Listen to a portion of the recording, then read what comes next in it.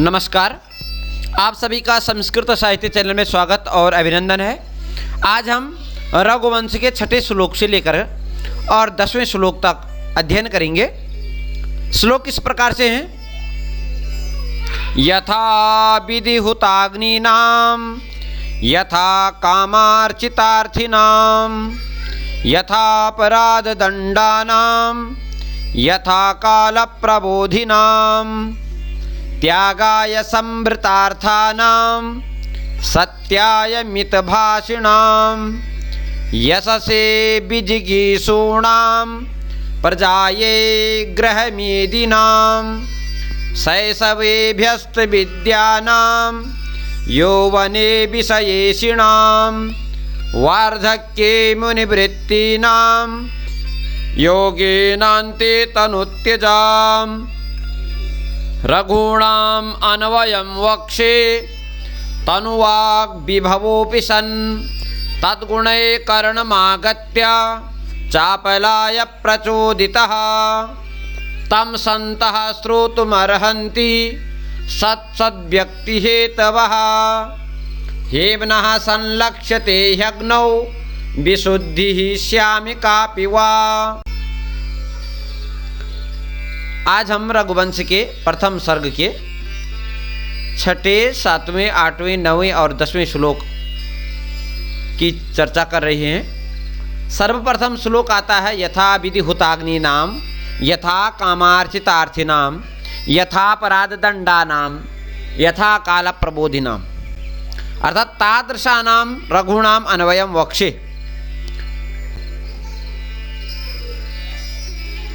संदर्भ हिंदी में इस प्रकार से लिख सकते हैं।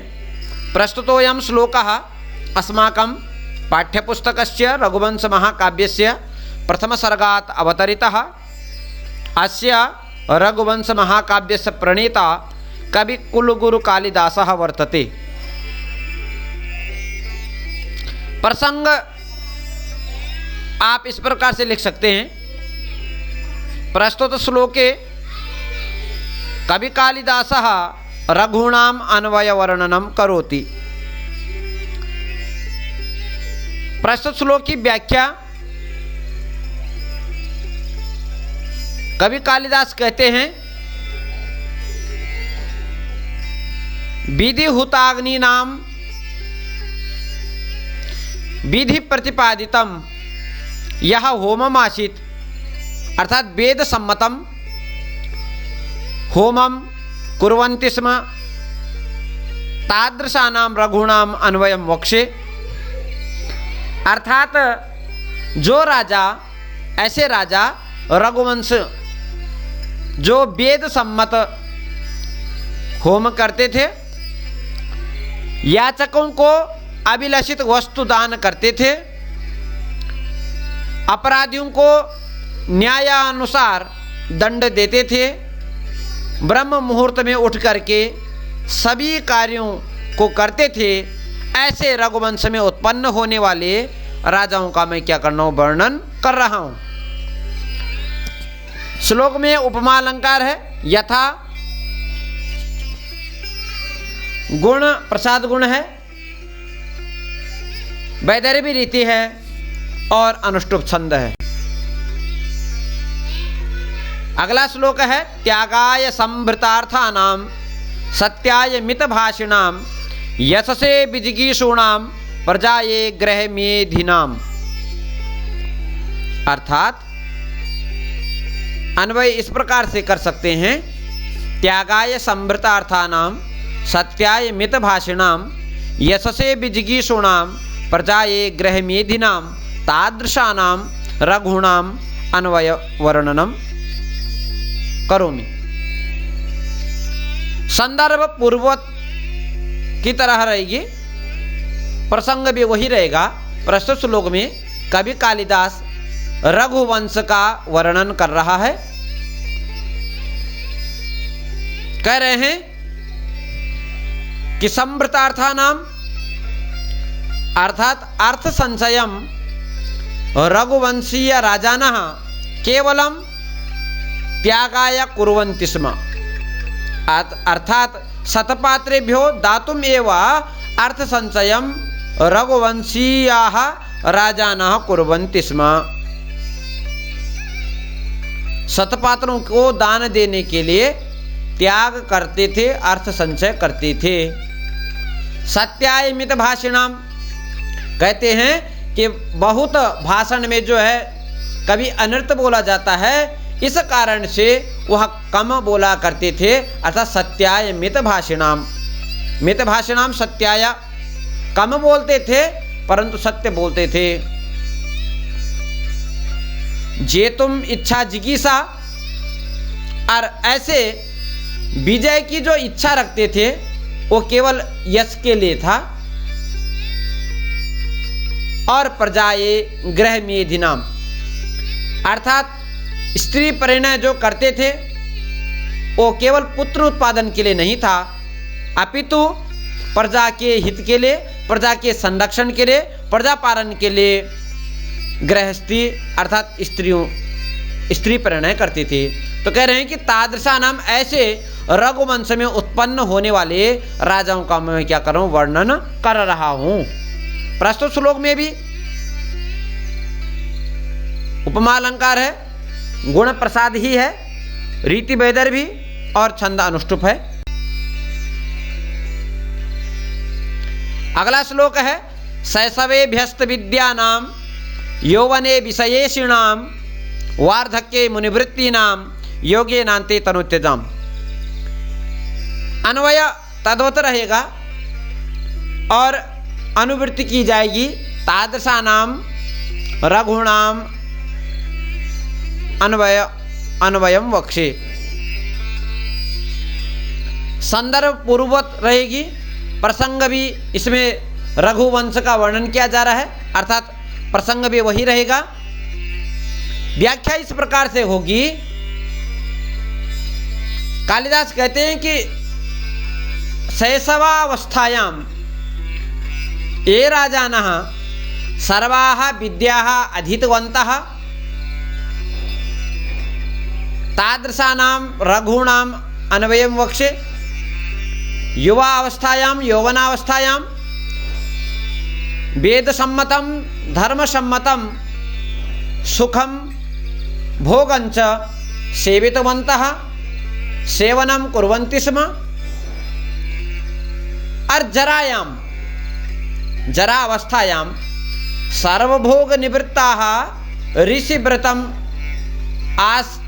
आश्रितवन्तः तादृशानां रघूणां अन्वयं वक्षे।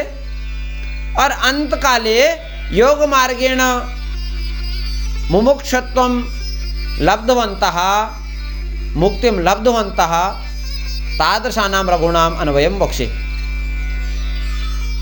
अर्थात बाल्यावस्था में जिन्होंने सभी विद्या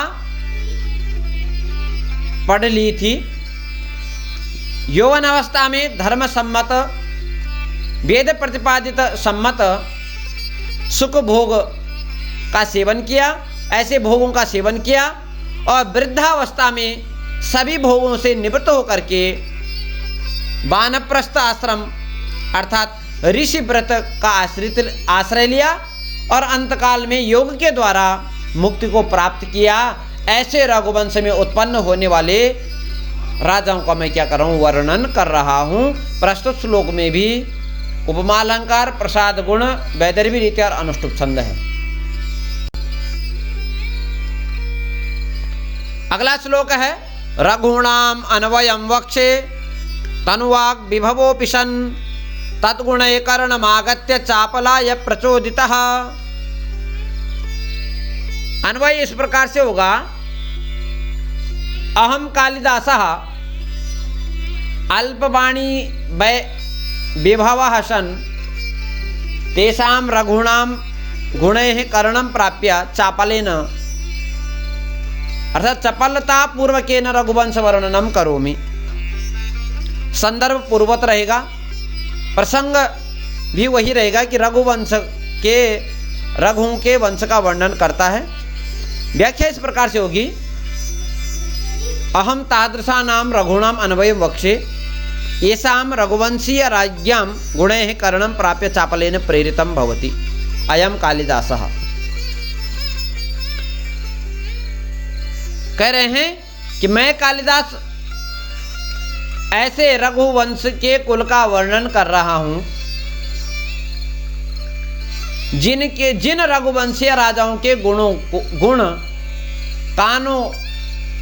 कानों में सुनकर, थोड़े से गुणों को कानों में सुनकर के चपलतावश प्रेरित होता हूं।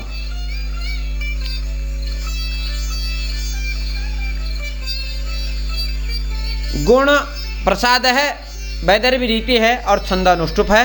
प्रस्तुत श्लोक, अगला श्लोक है तम संतः श्रोतुमर्हन्ति सद सद्व्यक्ति हेतवः हेम्नः संलक्ष्यते ह्यग्नौ विशुद्धिश्यामि कापि वा। अर्थात सद सद्व्यक्ति हेतु भी संतः तम श्रोतुम अर्हन्ति निश्चयेन हेम्नः विशुद्धि श्यामिकापि वा अग्नौ संलक्ष्यते। संदर्भ पूर्ववत रहेगा, प्रसंग में भी रघुवंश का वर्णन किया जा रहा है। व्याख्या इस प्रकार से हो सकती है, कहते हैं कि यथा सुवर्ण धातोः उत्कृष्टता अग्नितापेन भवति, अच्छा सुवर्ण से परीक्षणम अग्नौ एव भवति, तथैव काव्यस्य गुणदोष विवेचनम सहृदयाः पंडिताः वा कुर्वन्ति, अतएव मदीयं रघुवंश काव्यम सहृदये सद्भिरेव श्रोतव्यम।